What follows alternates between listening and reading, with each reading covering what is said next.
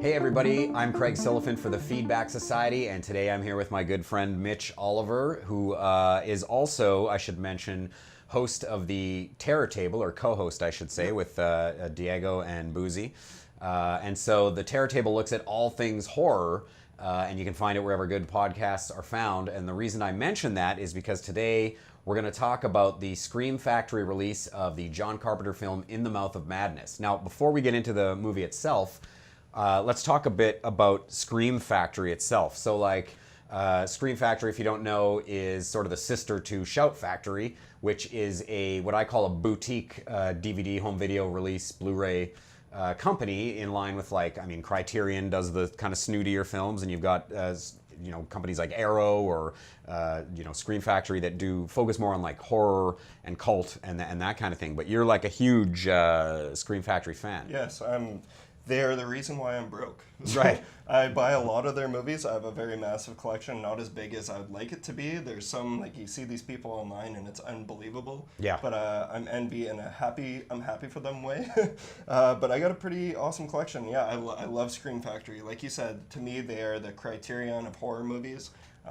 They offer people like myself a chance to know everything about these movies that don't get the love that we personally feel like they deserve. For example, I can count on Scream Factory to bring me the information about everything behind Sleepaway Camp 3, which is information you gotta know. I need to know it. I love this movie.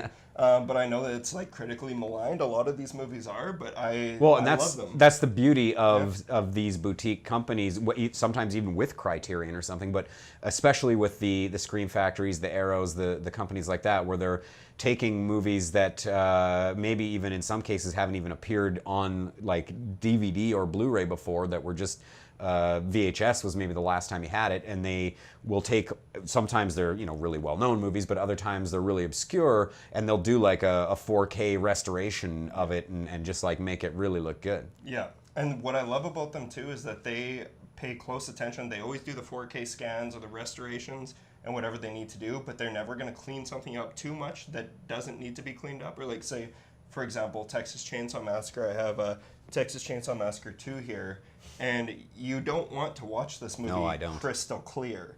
And that's the same with the original, and that's what I love, that they're being put out by fans, by people who understand this stuff. And that's why I trust them, and that's why I can spend $30 on movies that, like, it might blow someone's mind that I have spent $30 on Sleepaway Camp 3, but also that's very reasonable. Yeah, for sure. Especially for a movie that I love, it's reasonable. Yeah.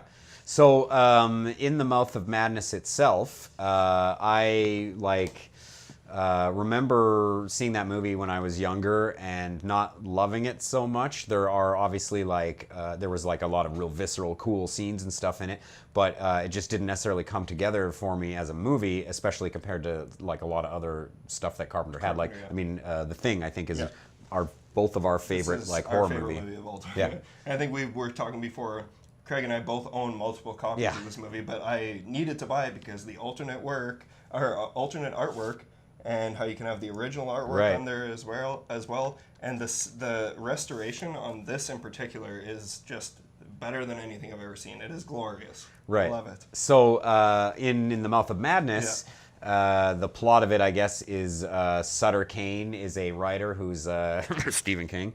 And he not so subtle, but he is writing these books that are driving people insane, and he goes missing, and they send an insurance adjuster played by Sam Neill out to kind of find him and then confront whatever bizarre Lovecraftian thing is going on. So I kind of gave my opinion of the movie. I should say I rewatched it recently, and it held up for me way better, and I liked it a lot more. And I don't know if it was just I was too young when I saw it or something, but I definitely.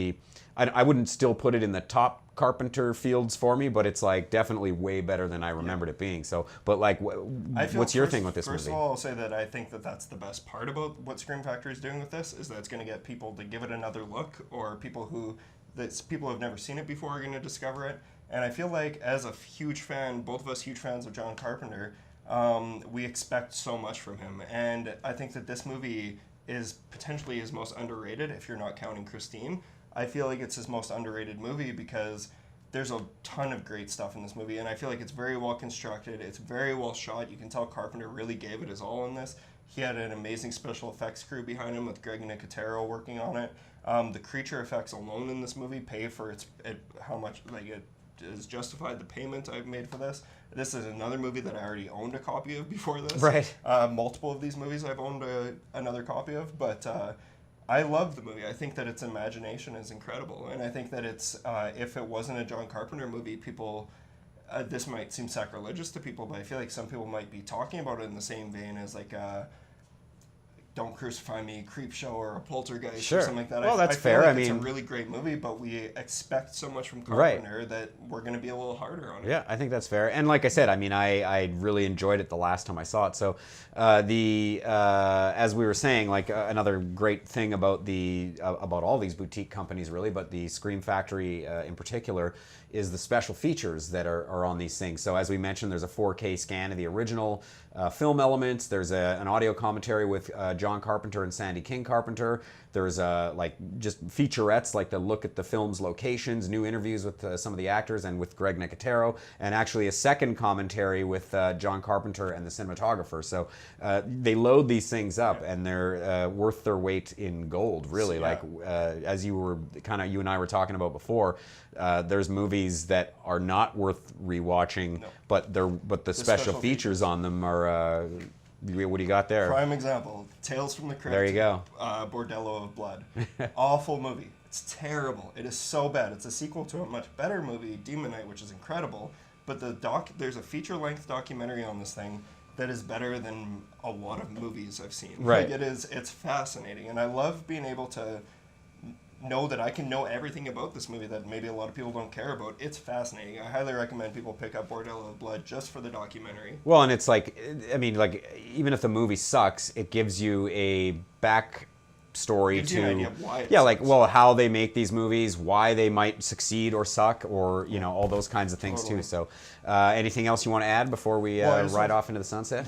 One thing, one more thing about just Scream Factory in general, is one of my first purchases was the Pumpkinhead Blu-ray. Yeah. And I had said before, I love how you can have I love this artwork, this new artwork that they had commissioned, and then you can have the original artwork underneath. But I got it signed by Lance Henriksen. Nice. Ed Harley. So that was one of the best days of my life. So I just want to say that quickly. Yeah, I met Lance Henriksen too. He's a I super saw a nice picture. guy. Yeah, I've got a picture with him. He was amazing. Super nice guy. I brought like 5 things to get signed, and I couldn't afford to get them all. And he signed them all, and then he's like, "Oh, you like Pumpkinhead? You like Aliens?" He sent me home with extra things, and he's making jokes, and he's hilarious. Super nice guy. He is as a highlight. So In the Mouth of Madness, check it out from Scream Factory, and I mean, give it a watch whether you've seen it or not before, and definitely check out the special features. So In the Mouth of Madness. I'm Craig Silliphant from the Feedback Society, and this is Mitch Oliver. And again, I should mention, check out the Terror Table for all things horror related, where you find great podcasts. End of August, In the Mouth of Madness episode. Right. Oh yeah, that's right. Yeah. Yeah.